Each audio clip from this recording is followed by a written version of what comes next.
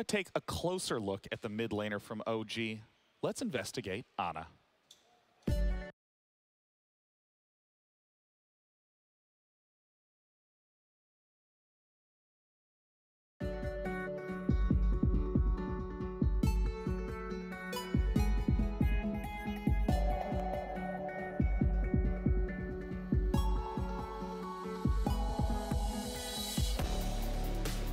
So I was born in Melbourne. I lived here my whole life until I was 16 and played professional Dota. I first started playing Dota, I was like really into it.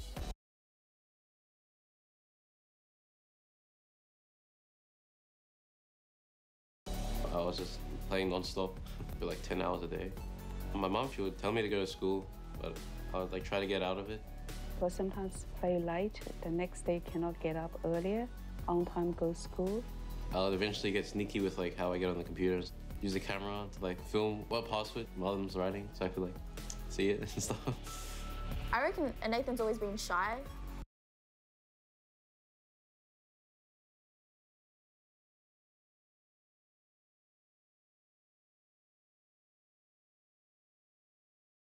I think that's how he gets away with being sneaky. He never shows you his entire hand. He always has something hidden or up his sleeve. It allows him to have an advantage that you don't know. Whenever I play and I lose, I just feel like I know that I could do better. I thought you could win money from playing games. Eventually, IG came forward and was like, hey, do you want to give it a shot with us? You know, it's any boy's dream. So when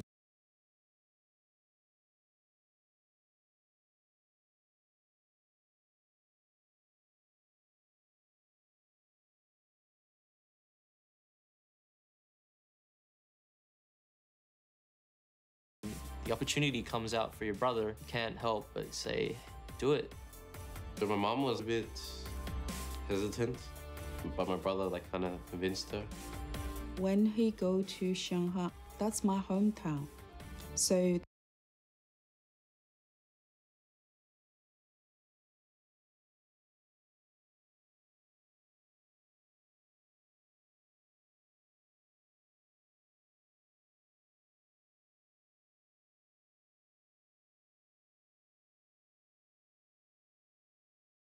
that's why I decide to send them go to China to see is he have this talent.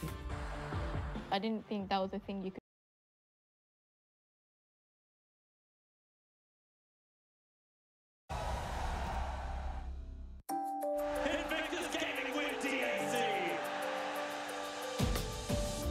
The biggest turning point of my career was when we lost DAC, and it was against my old team, IG.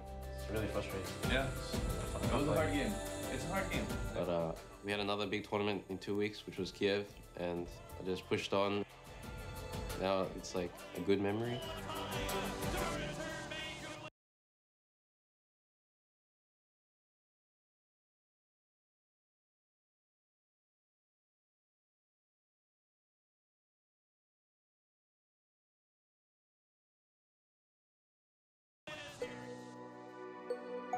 When Ana was younger, he was shy boy, and since he played Dota games, joined OG team, I can see he grew up a lot, and he have more confidence. Thinking about TI, like I'm really excited and nervous at the same time. It's the first TI I've played in. no words could describe how happy you would be for your little brother if he makes the dream that he's always wanted. Going into this TI, I know we're going to try our best, and I believe we can take a VAGs this year. In my heart, inside, I feel I'm very proud of him. To this day, I'm still amazed. It's not just a dream anymore. He made it happen. I'm a different person from where I was a few years ago. Traveling and living and going to all these places makes me more adventurous and courageous. Now, as a player, I push myself to the limit.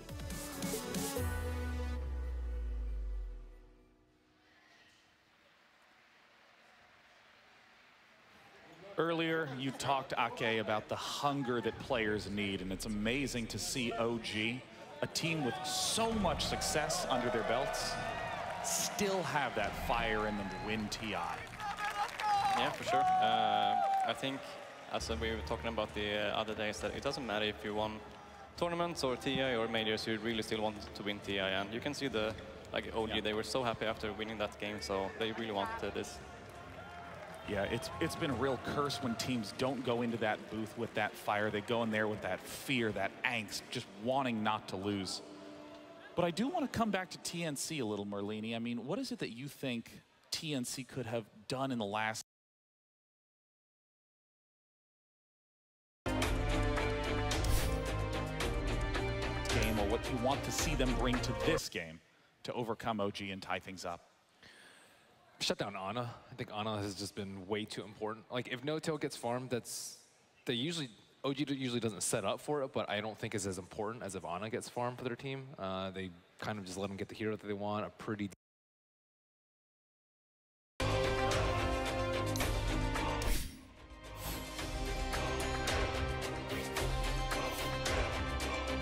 decent matchup. JerAx is always sitting there mid for him, and he just gets his farm and carries the game. It's been a pretty simple story. It's hard to believe that Ana's been on the team for, what, only a year now? Yeah. I think they need to stay away from Darkseer. I genuinely don't think that hero is very good. We've seen VP do it a little bit in combination with Sven, but that's like almost exclusively the only combination we've seen. Yeah. And it's one of the few teams that actually make it work as well. I don't know why, but VP is one of the teams that really likes to play the... Yeah, I don't like the hero. Darkseer. I think he takes way too much farm, and I don't think he does enough with it. That entire game, Darkseer had more net worth than Centaur, but S4 was making plays, and Darkseer was just kind of background noise. I'm curious what you think is the type of offlaner that would be more appropriate for TNC's lineup. Anything that just allows, setup initiation, Sand King, Earthshaker, Axe, Centaur. Maybe pick something that actually pressures the supports to be there, because as we can see now, they could actually pick the Necrophos that can solo against the Darkseer, and that actually makes them being able to help Ana mid. So if they have to help, like they can follow a lot of the other teams and maybe do like a Furion. Yeah. I think Furion is one of the best heroes of this tournament. I think teams are going to start realizing that. Yeah, Tomato is just saying, no, he's way too strong. It's unfair. Yeah, exactly. He wins his lane, and if he loses his lane, he goes somewhere else and he wins that lane. And I mean, the split pushing potential from Nature's Prophet is so huge. And I was really surprised, not just to see Nature's Prophet not picked, but also Earthshaker not even picked or banned in that last series. That was really surprising for me.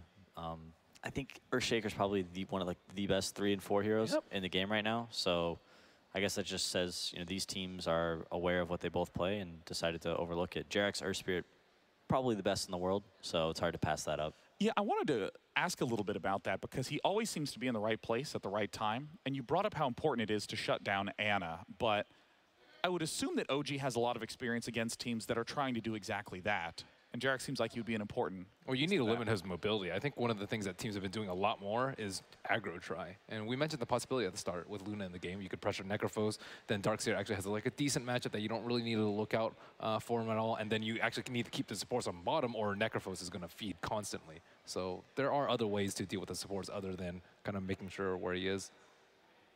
I'm curious about the sort of aggro try lanes. What are some of the types of aggro try lanes you've seen be very successful? It's usually with a lot of stuns, so if you actually catch someone, you can kill them. But the Luna is more that you outlasted the opponent, you pressure them with having more damage, and if you actually fight them, then with her, what is called, aura, then they actually deal more damage than the opponent. So it's a different kind of try lane. To follow up on that a bit, at the early game, the majority of your damage is going to come from your right clicks rather than your spells because they're not leveled up and they're not doing that much damage. So the more disables you have, the more right clicks you're going to be able to get in, which will actually allow you to kill a 500 or 600 HP hero.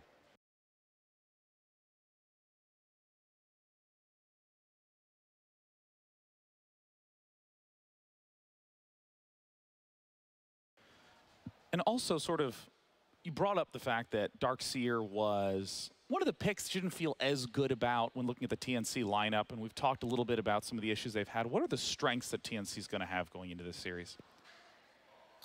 Strengths? I don't know. They seem underprepared. I really don't think Darkseer with the Queen of Pain and Lunacore is a direction anybody wants to be taking this tournament. So I'm a little bit worried for them. Their Game 2 draft against LFY was not very good in my opinion either. I think they actually might try to go back to one of the drafts that they had before with Jack Hero and try to do something like that, because now they actually try to do something with a lot of team fight and it didn't work out. So they might try a different approach this game. Well, OG really seems in their element. They're picking drafts, centering around Anand, letting him go off every single game. And TNC, though, really needs to pull their drafting with more focus because they still haven't had the best opportunity for their players yet. With that, it's game number 2 between OG and TNC. TNC Pro Team versus OG. Game 2. TNC with the first pick this game, snagging away the Jerax Earth Spirit, giving that TNC's turn to pick. He's like one of the best Earth Spirits as well, right? Exactly. I know you're excited about that. I've heard you talk about that multiple times. Yeah, I think he rivals Jerax, I would say. Yeah, that's the first hero that... That's a compliment, rivals Jerax. That's good enough, right? Yep. Instant first 2 picks for OG. Naga, Disruptor. And Disruptor has been probably the biggest playmaker we saw on day 1 of the main event. Naga is very good against Earth Spirit in that sense that if actually Earth Spirit commits his ultimate and Naga sleeps, he won't have time to refresh the ultimate with his stones on Earth Spirit. So it's a good counter. It's kind of like Void, as we've been talking about the other days, that Naga is good against him. It's also, Naga is a pretty easy hero to go Guardian Greaves with. And you can just remove silences and Earth Spirit all. He is one of the heroes that hasn't been picked. So we saw Naga pick, I think, a decent route yesterday, but it didn't have that great of success. I think the Naga Disruptor and Naga is really starting to go to with this hero, so you can overwhelmingly win a team fight. We saw Naga Siren into Arrow, which is only 1 target. You can play around it, but Naga Siren Disruptor, especially when he gets Ags, if it gets 40 minutes plus, it's almost a guaranteed win in a team fight. Yeah, I mean, that was one of the biggest turnarounds we saw in EG's very first game yesterday. Naga Siren for EG, instantly countered by a follow-up Disruptor. And Shadow Demon, is this the first appearance he's made in he was picked ages? Yeah. He played him, I think. Seems like ages. He's one of the heroes that hasn't been picked a lot this tournament, and I don't really like him that much. I don't think so either. I don't think he's very strong. I think they nerfed his disruption illusions quite a bit. And the poison in the early game that you can't really zone out to your opponent with it. Yeah, he's really weak. I'm curious to see. Obviously, they definitely. I hope they have a plan for this hero. He's worked well in the past with Shadow Demon Luna, Shadow Demon Morphling. Might even see a Spectre come out too. I think has that hero even been picked yet? I don't think there's that many heroes Shadow Demon works well with. It's like PL, AM, Spectre, Luna. Yeah, I've seen like some roaming supports, like Shadow Demon, Lina, like that kind of a thing. So maybe they want to try like do some dueling with like a Lina mid or a Leshrac mid, or Shadow Demon can set up. I think TNC plays him more defensively. I think 1437 plays him not so aggressive. So I think he's just gonna try to sneak around and you could rather try to turn ganks. You can disrupt somebody who's stuck in Disruptor ult, but I think there's probably better heroes for that. Answering one of your earlier questions, Spectre is indeed one of the 4 heroes that has not yet been picked in this entire tournament. Bane, Spectre, Tiny, and Wraith King. Shadow Demon only chosen 7 times, but has won almost all those games. Well, that'd be an impressive prediction, Ben, if they do go for the Spectre. I just remember from like one of the other majors, he had like 20 kills or something. I think Raven? Yeah, I think he had like 26 or 27. It was something absurd. Spectre is the hero to do things like that, if he ever gets picked. Yeah. Actually, why is Spectre being passed over so often? His ultimate is his cooldown is like 180 seconds on level 1, I think. Is it that much? Yeah, I think it's 3 minutes, so that's like too long for him to... Way too slow. Yeah. Essentially puts him in the position where he can only influence 1 team fight every once in a while, and then doesn't get to participate. A little too slow, and also not very strong in lane. We've seen a lot, like we saw last game, Necrophos up solo against that Darkseer. Incredibly strong laner. Earthshaker is a sensible pick, not just due to his strength, but of course Shadow Demon summons 2 clones with one of his abilities. Yeah, you usually pick him with illusion heroes, so it's natural for you to want to pick Shaker in case they do like a PL, which has been super popular recently. PL's great versus Disruptor, right? You can bounce out a glimpse with you can dodge it. Doppelganger, yeah. Pretty decent. And it's a pretty long time also too that you're the clock out of the game when you do the doppelgang. I think I've seen TNC play this hero earlier in the group stages, and I wasn't super impressed with it. I've been quite underwhelmed with Clockwork throughout this entire tournament. I don't think he rised in favor as like this new like melee 4 position. But here they're going to be playing it as a 3 most likely. They're going to need to pick a lot of damage on their last 2 heroes because yeah, like they don't have any burst on neither Shadow Demon or Earth Spirit, and Clockwork, like he really wants to kill someone when he hooks in and cogs. And now he can just get glimpsed out, or they can sleep and just reset. Yeah. But he's good versus Earthshaker. The Earthshaker is a good pick for OG here as well because Shadow Demon is quite good at catching people if you go too far out on the lane. And since Earthshaker can block the lane with his fissure to be able to get the lane back and farm safely under the tower, it's a good counter to that. So it seems like both of you guys favor TNC's, or sorry, OG's draft a little bit more. What are the good things about TNC's lineup, if any? I don't really see. Yeah, Okay. I don't know, man. I'm looking forward to these next 2 picks to really show me the direction that they're going in. However, I'm just not a big believer in the Shadow Demon hero. I didn't mind the Earth Spirit first pick, but having Clockwork as a 3rd pick, I think they're really just depending on Earth Spirit for team fight, and I don't know how much you can rely on Clockwork to be your catch throughout a game.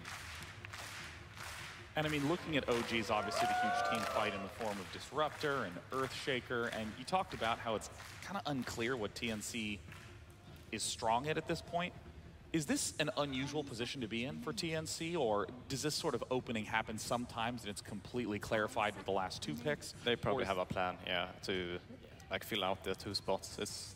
They won't come into this game without a plan, so it's just more that we don't really know what they're gonna do. I think they think quite differently than we do, and so it's hard for us to really kind of put a finger on what they're going for. But here when OG picked Legion, then it seems it's Legion offlane and Shaker support. Is that a Naga core then? Or is it LC? Hotel could play LC. Okay, yeah, It's a hero it's that quite he good can play. against Clock, right? So Yeah, I mean, it's okay. it's still quite open for them, then they can do like anything. This is that 4th pick that's tough to do. Kinda, 4th pick for TNC. 4th pick for OG. They just don't have a lot of information.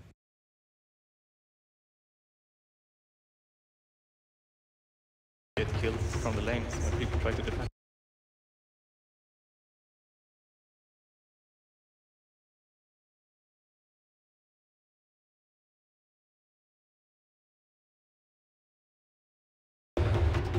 Killing the illusions with her nuke.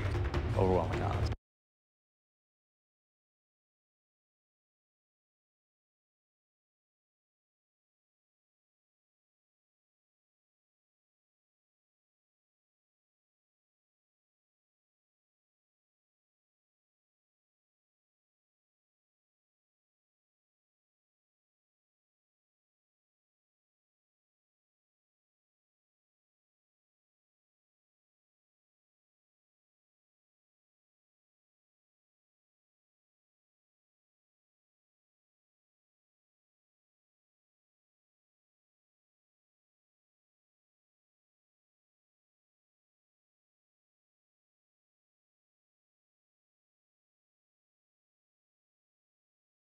That's sniper time if I've ever seen it.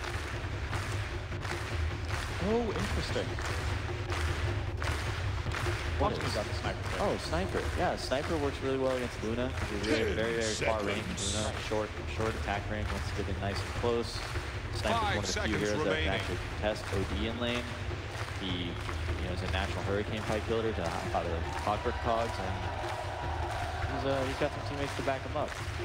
I doubt it's going to be picked. I guess I'm just a sniper fan. More common options are Storm, Lina. Both are banned. That's not scary enough.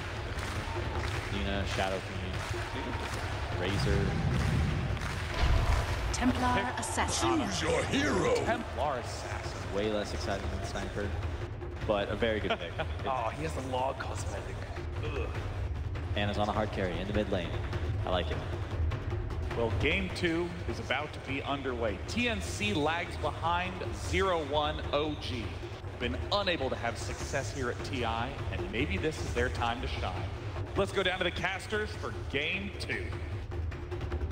Lumi, our panel, they do not believe in TNC. They think the road ends here. OG will get their revenge. They've got the more comfortable draft. They seem to have a clear play style that they want to employ, and hell, they come in with the 1-0 advantage, perhaps a little morale boost. Yeah, you believe in TNC. I mean, TNC hasn't been doing well. They lost their last group stage match against LGD, I believe, 0-2. They got 0-2 yesterday by LFY. Today hasn't started well. But, you know, the panel also doubted VP's picks yesterday, and they've been work. So who knows? True. Let's see if TNC could make this work, and they have to. This is their last shot. What does our panel know anyway? At least that is the hope for the pride of the Philippines. TNC representing their homeland here on the big stage. OG, how about their draft this time around? Do you any weaknesses that you see, anything that TNC could potentially exploit as they come in looking like the underdogs? I think OG's lineup starts very slowly. You know, Ana on the Templar Assassin, good laning hero, but does need to stack Ancients, does need to farm the Ancients. And then your off lane, you have the LC, does need to find the Blink. Naga, we know what she does. Takes a while to get online. So I think there's a good kind of 10-15 minutes for TNC kind of poke and prod something hero Clockwork to do so. Yeah, he's kind of hit and miss, but you got to hit now. This is the time to go, and Sam H has got the hero to do it. Many of you who are just tuning in for TI may have missed it, but Shadow Demon Lona was a scourge for months and months, to the point that pretty much every pro player was crying out, not just in their matches, but also in pubs, please, nerf this combo. I can't take it any longer. How much weaker is it now, Lumi? Obviously, TNC still think it's viable. So, do you view it that same way? Are there any like new weaknesses to the duo that could be exploited by OG? We'll discuss that later, as now the initiation comes in against S4. They do might be starting off 0-1 here at the way things are going. Where's the stun though? Tanky. No disables. They do have the Astral Imprisonment, but now OG are actually coming back in. They want to catch out Cuckoo. TNC just didn't have to follow Sam H. Now dropping the cogs. He wants to get away. Tims is a bit late out of there, and Cuckoo's almost dead. Jerax coming in, can't quite finish him. Instead, he's mauling Raven here, forcing him back with the boots advantage. Cuckoo goes for the roach deny. He gets bashed, and S4 jams it in for a first blood. A catastrophe for TNC in the pit. Critical mistake there by TNC. They went in, they got the initiation, but Sam H wasn't in position to use his cogs. And as a result, they're going to lose rounds out of this. They gave him first blood. They're going to lose a bounty route. Sam H is going in for this. He's going to get off a cog. They're going to jump in, cog a couple people out. Who got the runes? It's going to be going towards OG. And they get the kills though. Fly is pretty low, but Notel's in position with the help of Jerax. Don't know that they can even bring the Disruptor down. Tims is still chasing for this. They recognize Jerax is out of mana, so there are no more fissures here. TNC are not ready to let OG go home easy. Tims with the man mode roll forward. 14:37 gets the job done. Tims tries to get away. He will end up falling. Fly one last auto tank brings him down. 2-1 to start. First blood to OG. The rune advantage not there. It was a 2-for-2 bounty rune trade, but unconventional heroes perhaps snagging a few of them here for TNC. Sam H still in a little bit of trouble up top. Eats a Thunder Strike as well. Simultaneously on the mid lane, Disruption coming in. Can they actually get this kill? Ana looks like will be going down. In fact, he does. Last hit going to Cuckoo. Started with that early point in the side blades. Normally what you see, you just want to go the last hit, but of course, not have the refraction that could have saved him there as TNC. Top lane. Top fissure, top lane on Sam H. The chase is on. No he mana. gets away to safety. A very chaotic start here, Lumi. So let's look at the lanes a little bit as things calm down. We're going to see a 2-1-2 set up potentially for TNC, depending on where 14:37 ends up going with his Shadow Demon. Still an open question there, but as far as the laning stage goes, last game it felt like Jerax just was the solution.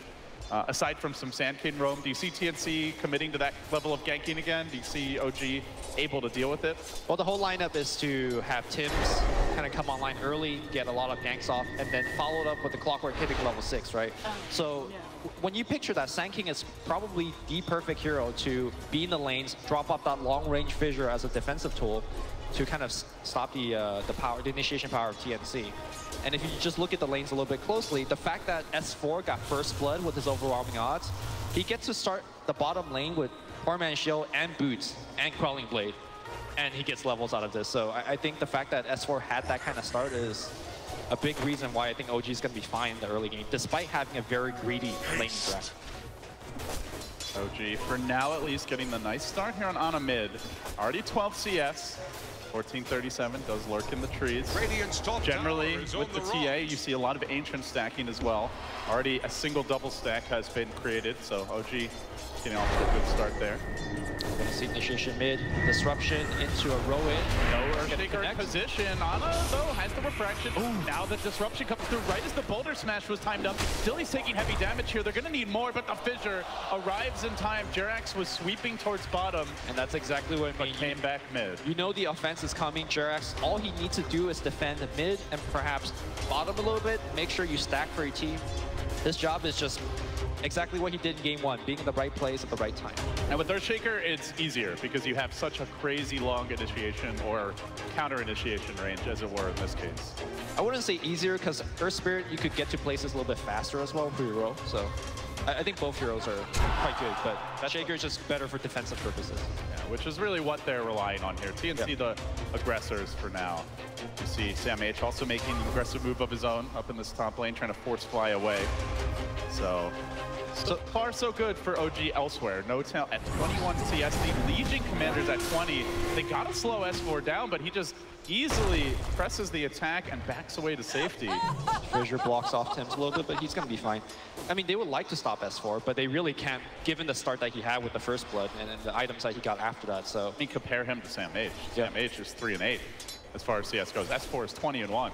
You could make the argument that the CS is not as important for the Clockwork. He's more interested in levels, because once he gets level 6, with his skills alone, he'll be able to find support kills. Shaker's a free pick. You can make the argument that Disruptor is a free pick as well before he gets off his flips. Let's say he's like, low HP, gets chain stun, that kind of stuff. And the other really nice thing about TNC's lineup is that they have a lot of save. Last game we keep saying that that's one of their weaknesses. They don't have any. You got Disruption. You got Astral Prism. Tims, nice little snag there tonight. Ana, his precious regen rune, now wants to get away. Can tank a club. Follow-up Fissure comes through. Tims still sticking around, though.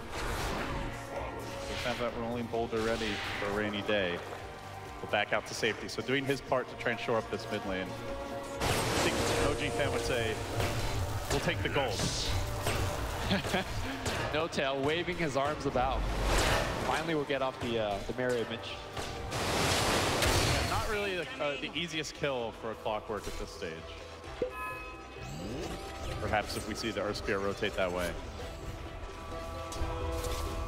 One thing I do want to mention is that in the last month or so, your Clockwork player, Sam H, has really been the sacrificial lamb. Hold that thought here as we jump in the mid lane to hit. Huge commitment on Nana, but yeah, no kill. Bit short of the refraction mana. Yeah, they always kind of leave Sam H on a cliff by himself.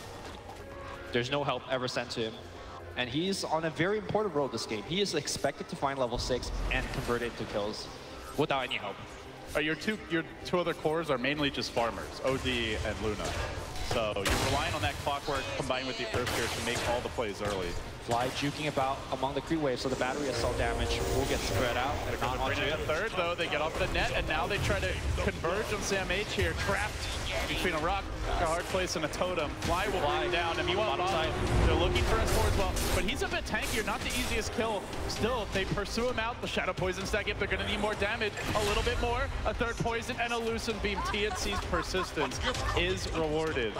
And what we saw just there is what Ake brought up during the panel. You got a lot of chain stuns. The aura gives the rest of the team a ton of right-click damage. And even through the poor man shield, they were able to chase them down.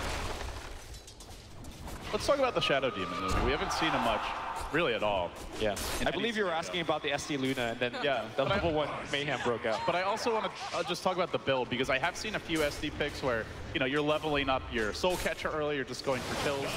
Are you expecting that type of build at 1437? I think because their aggression has to come so early, the Soul Catcher max is very, very good for that kind of gameplay. But they also have the SD Luna, so I think it's one of those scenarios where 1437 could take it in multiple different directions depending on what he values. Like, does he want to get kills early, or does he want to have a little bit more making farming power? We're going to get answered really quick as he levels up to 4 and 5. Tim's a juicy stack being created here. Something that OG would love to contest. As they do scout Raven moving in. He's not level 6 yet, so potentially they could jump him here. Jerax comes in from behind. It is nighttime. They haven't seen this gang that's forming, and Tims will be the one they look to take down. But he gets up the boulder smash. He rolls away, tries to anyway. Fly there with the interrupt. They have the duel. The disruption prevents it, but not long enough. S4, he's the winner, and he'll get that +10. I think he definitely wanted to duel his ally there just to prevent the duel win, but I guess spells are queued up a little bit too early, and unfortunately they give the 10 damage to the LC. And that's a crazy thing here, right? S4 hits level 6 before the Luna. Had Luna had Eclipser, I think that fight goes completely a different direction. But give OG the credit for identifying their timings as well. Yeah. Knowing when they can go in, TNC trying to do the same thing. You could see, as mentioned, stacks are important. And look at the positioning to fly. If TNC want to gank these, they're going to have to take the long way around. 1437 gets that ward up on the high ground. They know this is happening, but Fly also knows they're coming. He reveals Theban. And unlikely that TNC can actually make it up this cliff. They might try, though. They're going to roll in. Now look for the boulder smash, potentially. Tims, though, he gets the two-hero connection, but where's the follow-up damage? They need more. S4 comes in, head full of steam, and already they brought down Tims. They might get Cuckoo, too. Commits forward. The duel says no. S4, 2 for 2. Very early. I can't help but feel like TNC is just forcing too much. They're charging up a hill into a shrine. Almost desperate, even. Yeah. And OG are just sitting back and raking in the gold. A 2K gold lead, a 2K experience lead. That's before these Ancients are cleaned up. They're only going to get farther ahead, Lumi. Yeah, I think they definitely needed the Clockwork level 6 and the hook shot if they want to take a fight in a position like that. He came in, he actually whipped the hook. So they even committed his early rotation unsuccessfully. But they're still going to keep on contesting. TNC committing forward. Want to try and steal these Ancients, at least deny them to Ana for now. They're leaving Raven bottom in the meanwhile. On his own, not bringing the Luna to the early fight. Eclipse was already committed previously. Ana, will he get called? Do they have detection for him? Seem like they can do much to kill him off. 1437 finally forced to TP up top because NoTail is just casually pushing there. There's not just the TA in this game. There's other carries to worry about. They do set up on mid. Boulder Smash comes through. They need to kill off Jerax, but he gets up the fissure. Rolling Boulder forward. Tim's commitment. They'll get Jerax as the kill, but they might lose Cuckoo again. He's a danger. He's finished off. Flies on a killing spree, and TNC are pressing this way too hard. OG might get more. The trap comes out. Tim's going for the deny, and he'll be denied in that effort as OG crack open another kill and extend that lead nearly 3,000 gold. Still the Ancients there for the taking. What a train wreck for TNC. I do believe that Raven let loose the Eclipse during that time and was able to pick up a kill, so a little bit of something for the Luna, but still though, the overall game plan for TNC is get ahead early. They're falling behind in CS, they're falling behind in kills. They have not stopped or slowed down the Naga Siren. S4 is going off. He's about to finish this Blink Dagger. Every check mark that TNC wanted to get from the laning stage is a big red X. Yeah. Can TNC change the game plan? They're queuing up a Midas here on the OD. We do see Sam H trying to find Jerax in the trees. The battery cell coming through. Okay. Fissure whiffs. Takes the root. All right. Might back away. A little space created as OG send in 3 towards that mid lane. But can they change it, Lumi? Can they slow down? They have Shadow Demon Luna. They're trying to build a Midas on the OD. Is the game plan adjustable, or do you feel like they're really just committed to this type of play? Well, like our mid fight breaks out again here. Ana shouldn't die from this. They do have both OD and Luna, so they definitely could scale. Even though the Radiance is coming online, got to keep in mind that Shadow Demon can just take a Naga illusion for himself as well and make more. So I definitely think TNC has a hero to scale. I'm more worried about the way that they're playing right now. They seem very desperate. Their ganks are not connecting. They're a lot of spells are They're missing. going to dive on it now. Blink Dagger comes out for the Legion. Flies coming in as well. There's the cog connection. They need the fall damage. The Static Storm committed. Fissure on top. On the wrong side, TNC should be able to retreat, but Sam H is going to go down. And they even bring in the Luna for this. The duel comes through, an instant win. Number 3 for S4, and the chase is on. Trap. 1437's low. He does not have the disruption available any longer. OG on point with these rotations. They keep the TA alive. They force the Luna rotation. For TNC, at least she holds Eclipse, but again, it's TNC pressing, it's OG reacting just right, and also farming elsewhere. NoTail's just sitting top. As you mentioned, a fast Radiance is on the menu, unless they can kill him here. They'll try for it with the Magnetize. Boulder Smash forward. NoTail will go down. Still though, 3,500 gold bank, even after that death. This is a fast relic. Bottom side here, Cuckoo gonna get surrounded from all sides. Are we gonna see a duel? Still cooldown for a couple of seconds here. But now Mana, the OD will get gets deployed, but they still stay alive. Now 1437 coming in with the Shadow Poison, but OG just look to retreat. They need this Boulder Smash to connect. The glimpse is there, dragging the Earth Spirit away from the fight, and in fact all the way back to his own shrine. So OG looks like get out scot-free again. This TNC can't catch a break. Is under attack. Yeah, I mean, having spells like Astral Imprisonment and Disruption, very good on save, but when you use them to set up kills, it gives the other team a lot of time to respond, whether it's TP more heroes in or just set up an escape. It's not like a Centaur Stomp double edge. Exactly, it's just not very fast. Normally, Shadow Demon is paired up with a strong nuker, let's say Kunkka or Lina, and they use that Shadow Demon amp to get the quick kill, but he's not going for that game plan. In fact, you were asking what spell he's going to level up. He's going to go for the Shadow Poison max. When you're playing alongside an OD and you're just spamming away the Shadow Poison, you will get a lot of mana back. So I can see the beauty in that, but right now for this phase of the game, I don't know if it's really helping him as he gets snared. He will disrupt himself and buy a little bit of time. Here comes the Clockwork. They're going to fight this. Good hold by Sam H. Is able to keep fly back. The Glimpse is already committed. The Static Storm available. They're bringing in more reinforcements. Do OG commit to this? They have the song. Raven has the Eclipse. He lets it go. No-Tail's been called out. Jarek's in danger as well. From the side comes Cuckoo, but go to sleep, TNC. Take a nap. OG want to get out of there, and it looks like they will. There is no further flank coming. Yeah, without the Clockwork Hook, that is all of their long-range catch. I mean, Earth Spirit could maybe row in and get off a kick, but he's also not in the fight. Very worried for TNC. This, the first 13, 14 minutes was their timing window to get ahead. They have not gotten ahead, and I think this is going to be where OG starts to slowly take over and win with the Naga. Well, you've got a Relic already coming out on the Naga Siren, working towards a fast Radiance. The TA, Blink picked up, Deso next on the list. Can TNC even keep up here in the farm department? Their OD still doesn't have a Midas. They continue to die, and OG now stealing some stacks too. It's not just been OG fighting well, Lumi, like their balance of fight and farm has been superb in both games so far. As the economy continues to ramp up, they might even look for a dive here with that blink on Ana. Creeps TNC's best friend right now, but with no Eclipse, do they want to take this fight? Not sure the TNC are in the best combat position at the moment.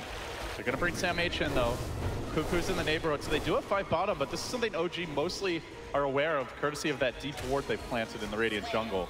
So they can back away and go back to farming, and that's exactly what they'll do. Well, one ray of hope is that Cuckoo does have the Midas queued up, so he's gearing up for a long game. I think we got to start talking about what is their game plan versus the Naga illusion, because I think we're kind of shifting into that phase of the game. So first of all, Cuckoo on the OD, he could kind of blow up these Naga illusions very easily. Shadow Demon could make some of his own by disrupting the Naga illusions, and Raven should be able to clear them out as well. So in terms of that, I think TNC, now their secondary game plan is to just bunker down, farm for 40 minutes, and hope that they could go late. Because I think the early game dominance option is completely out of the window already. Of course, they'd be a lot further along if they'd geared up to do it from the start, right? Like, they could have just kind of let OG have their stacks, let OG find their farm, and focus on theirs, but now they are climbing up a cliff, trying to get back into it. Still good news for TNC also is that these tier 1s are up. Tier 1's up mid, tier 1's up bottom. They're relatively healthy for now, so they can still at least farm their jungle. They can play a little greedier with the Midas, with the Luna factor, as long as they don't lose any crucial fights. Well, TNC smoke under an observer again. Radiance is online now. No-Tail planting an illusion towards mid. The team always clustering around Ana as Raven about to have his smoke revealed. OG come in from the high ground. Eclipse, no, just at least for now, Elusive Beam. Now the hook forward, insta-glimpse back, flies there with the save. Now Raven committing the Eclipse rates down the ODO2. They get both cores. Huge opportunity for TNC now. I think what No-Tail wanted to do is he walked in here and kept trying to use his song to set up a team fight, but the chain stun from TNC was so on point and the burst damage to back it up. Finally, something good going for TNC. Can they get an objective out of this? They know they have to make something happen now, use this timing window, and they're gonna try. Tims rolls in, finds the shaker. Hey, Jarex, now the Lucent Beam too. Fissure comes out, Jarex tries to get away. Meanwhile, the Static Storm, dual victory denied. Last second, Banish is there. The turn on the S4. Another Banish, still stalling, still fighting. He lives. Thunder Strike, survive! Bring him down low, and now there's a random center coming in, not going to get the kill either. The fact that they have double save is going to make S4's life very, very difficult. Luna blinks in for the chase. They're chasing Raven out. That's a long way to dive, though. They have the song ready. Traps getting planted down. Sam H has the cogs. And just the threat of those will force them away. This is something you were talking about a lot when we were just waiting for the Game 1 draft, is like the way TNC got here was just this incredibly crisp fighting. And while the early stage was bad, it looked like they're pressing it. Finally, we see what TNC is capable of here. Look at Notel trying to cast that song repeatedly, or any spell rather. The boulder smash comes in right again when he's about to mirror image and then doesn't get a chance to even go for the song. Yeah. The critical thing for me during that fight is that Raven, or rather Cuckoo, excuse me, is going for a farming item. He escapes that big engagement alive, finishes the farming item, and now has a hood behind that. He's going to be a big force in the next 10 to 15 minutes, and he will ramp up very quickly. Hood first on OD is not something that you commonly see. So I'm very interested to hear your thought on that one. Fortified their structures. Looking at OG right now, I guess there's just a lot of magic damage. So you've got the Shaker, the Disruptor, the Naga Radiance Burn. Is this really a good hood game, though? Does he complete a pipe? I mean, there's still a TA, so yeah, it's not an amazing...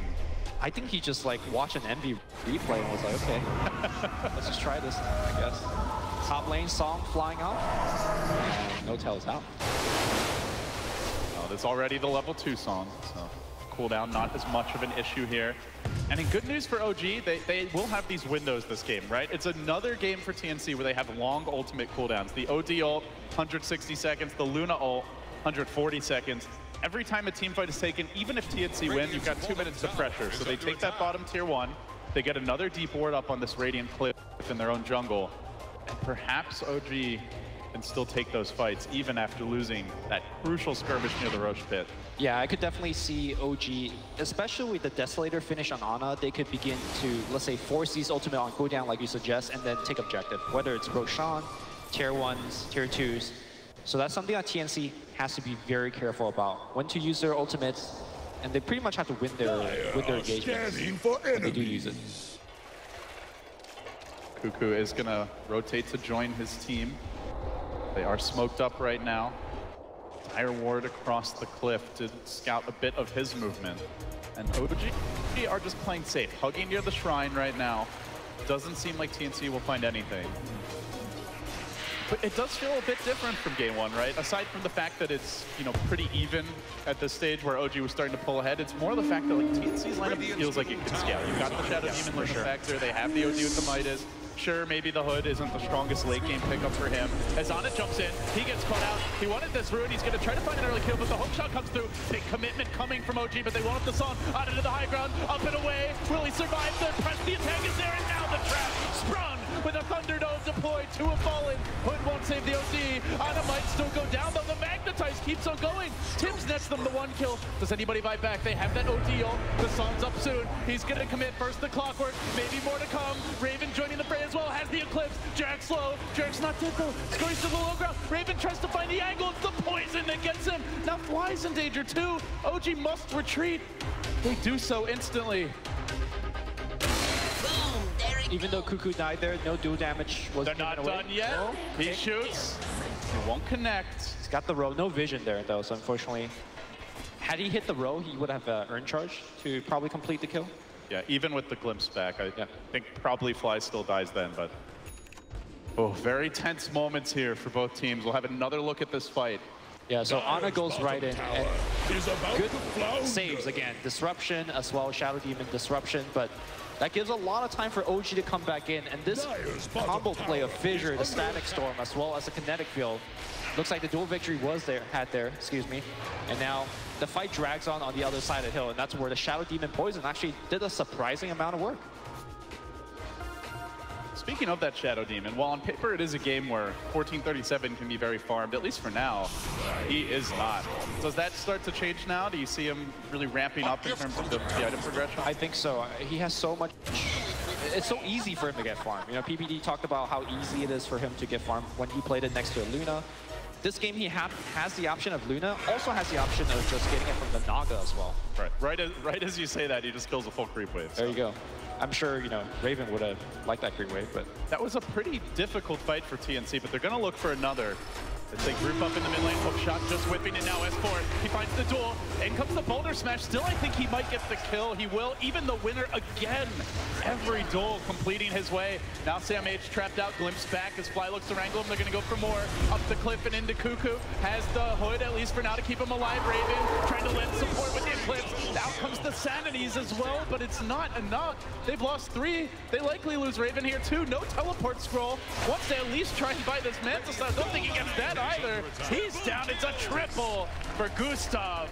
OG surging back, finding the pickoffs, and completely dismantling this TNC 5-man. And now they go right into the Roshan. They get the Desolator, so this should be very fast. Before these heroes could even respawn in time.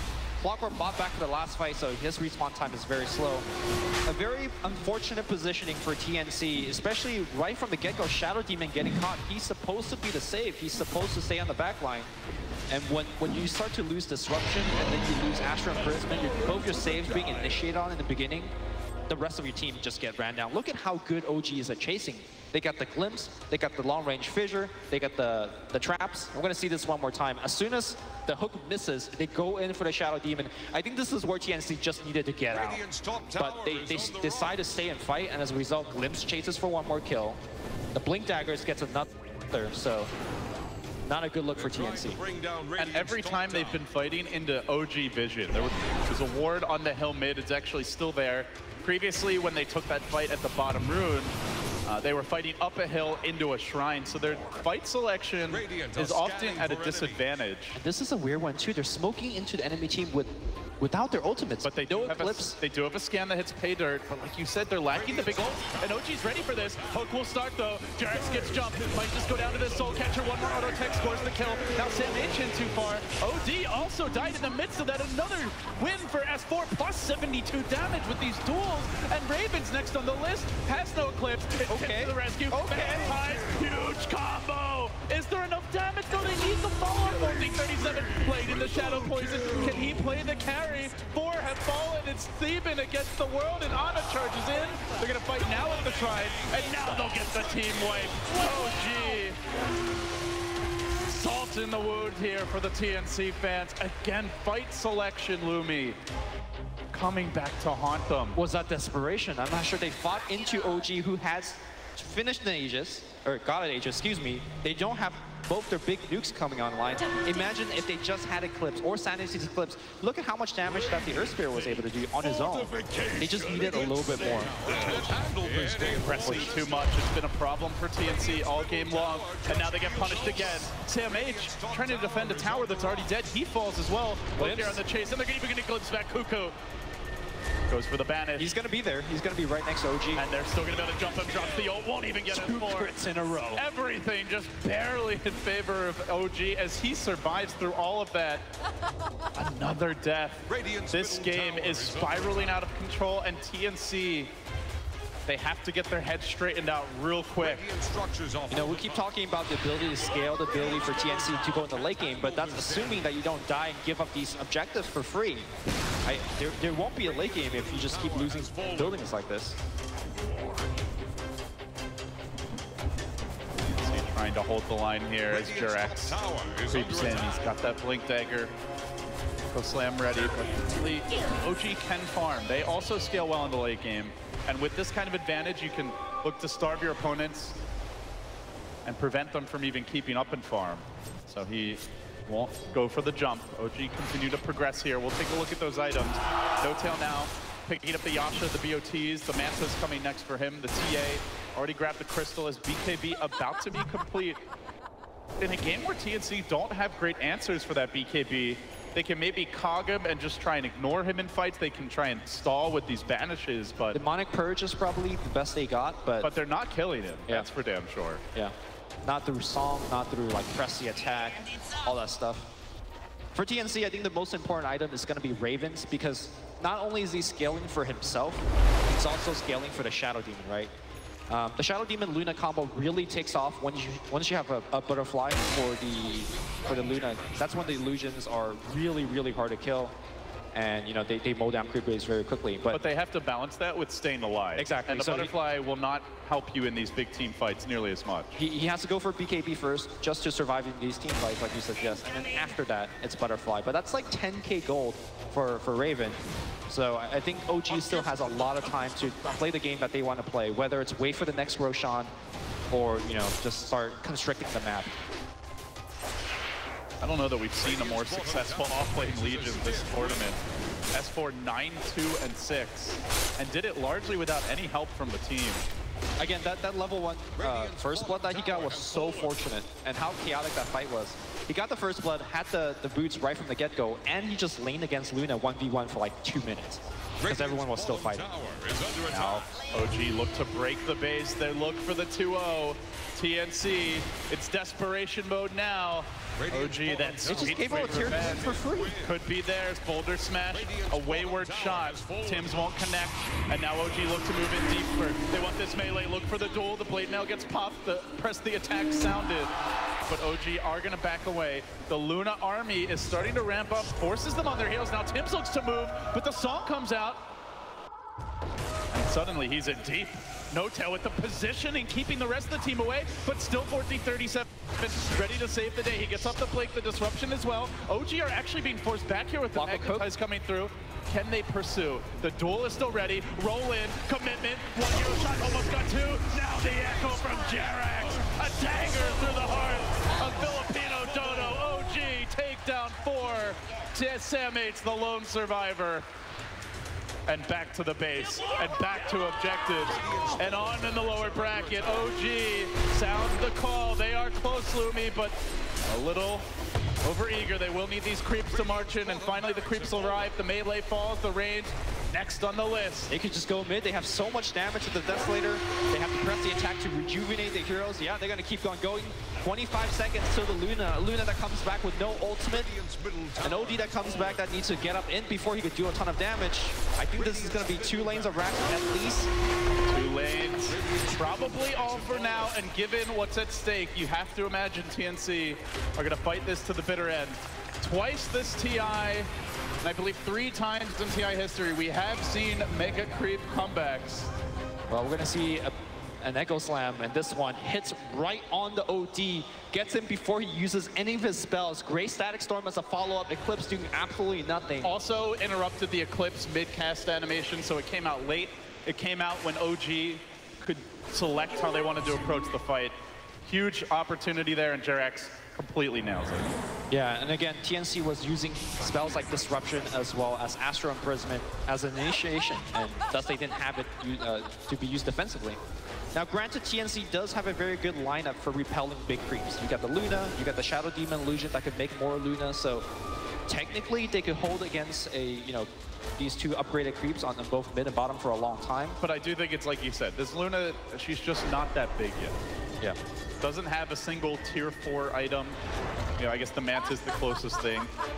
You need that 1 damage item to really start taking off that allows the illusion to scale, and that usually is the butterfly. As Ana lies in wait, he's got a BKB. Banish was already used. They could jump on Cuckoo here. 14:37 waiting in reserve, but as he TPs away, it's an alarming moment for TNC fans. He needs to get out. Trap getting dropped. Still he's in the trees. He blinks to the north. They know. There, the Fissure finds him. How do they know? Oh boy. Well, that's a painful moment if you're this OD. He's got a lot of time to think about life choices. What to buy to this point? What to buy before he dies, The answer is not much. He's only got 500 gold. Get some wards. They'll help you see this OG freight train coming for your base.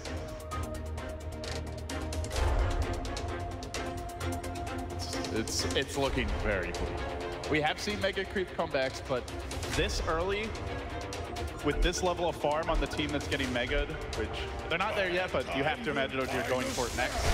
I mean, one of the prerequisites of mega creep comebacks is your ability to actually win fights, right? If you could kill OG, you could repel the creeps. OG is winning those fights. Exactly. I don't know if this is one of those mega creep comebacks, man. A man can dream, and that's what TNC resort to now, praying. for something miraculous to come their way. OG will churn through this tier 2. Ana, though, fighting through the back door. Still trying to work on it. Now the creeps arrive.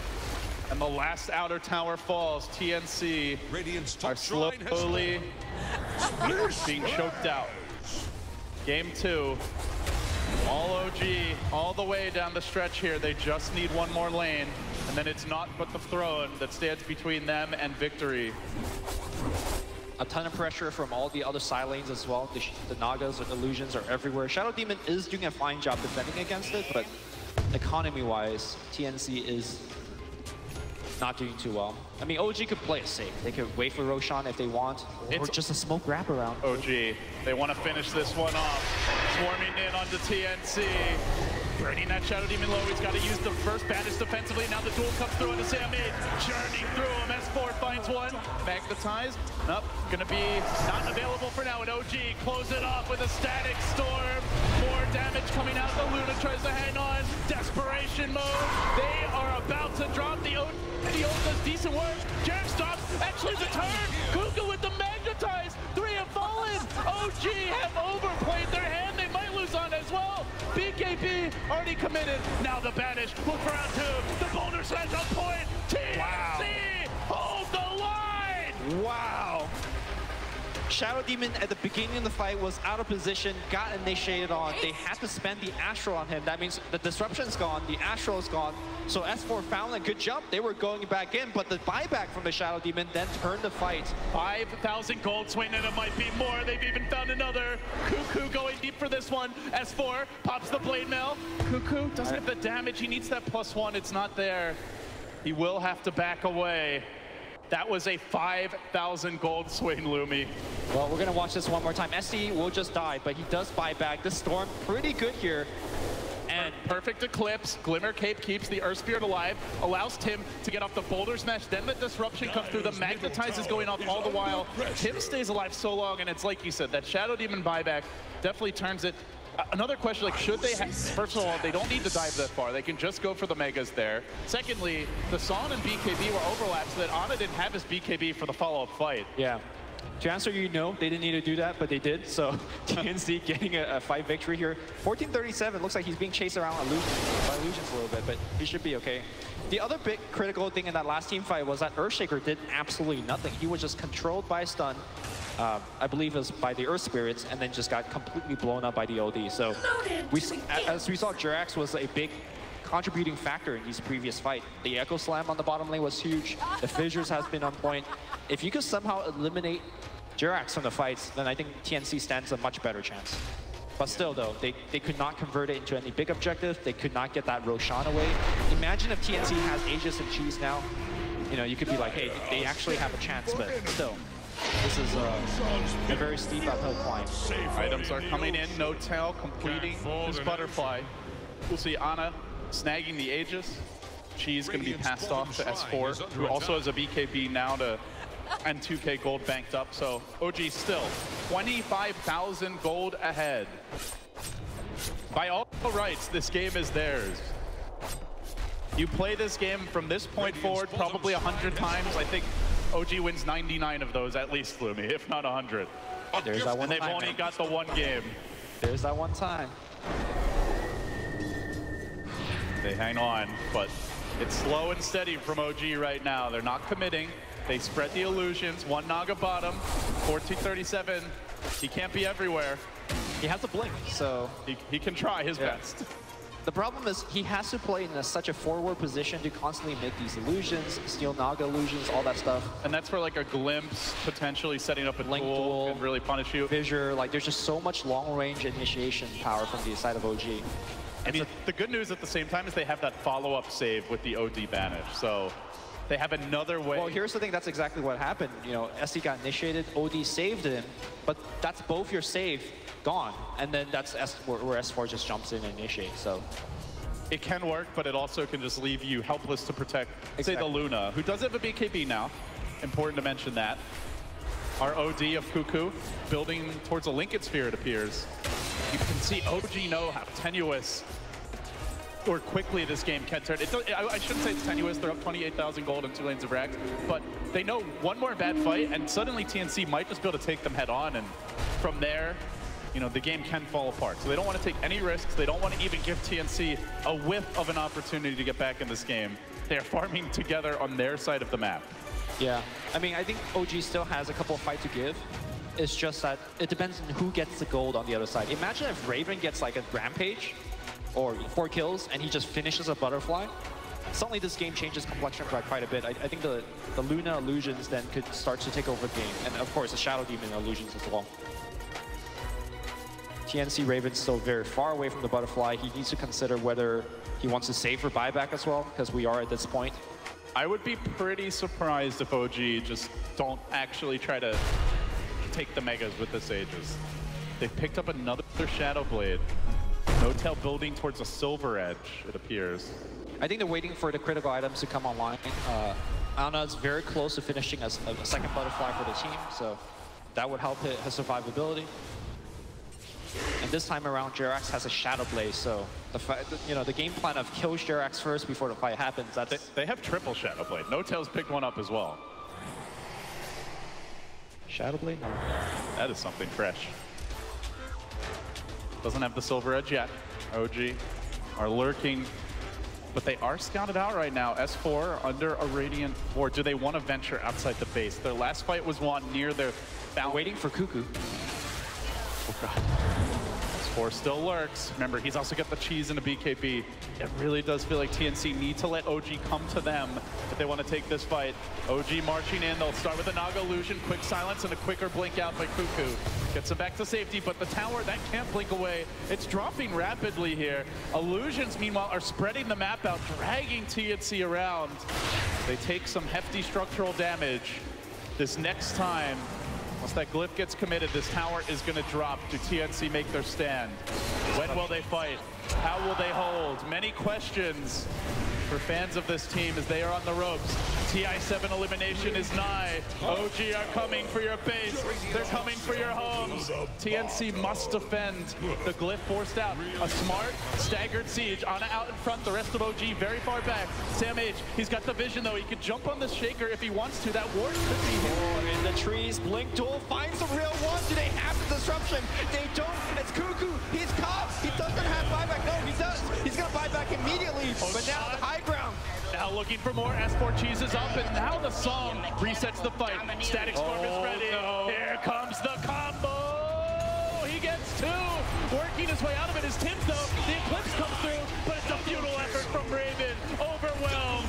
OG take the game. Revenge is theirs. Radiant's top tower has fallen.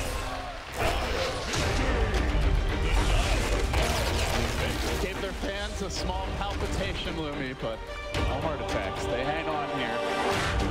Very beautifully played by OG. I don't think they made too many mistakes. You could say that dive, after they took 2 Raxes up, perhaps a mistake, but they were so far ahead.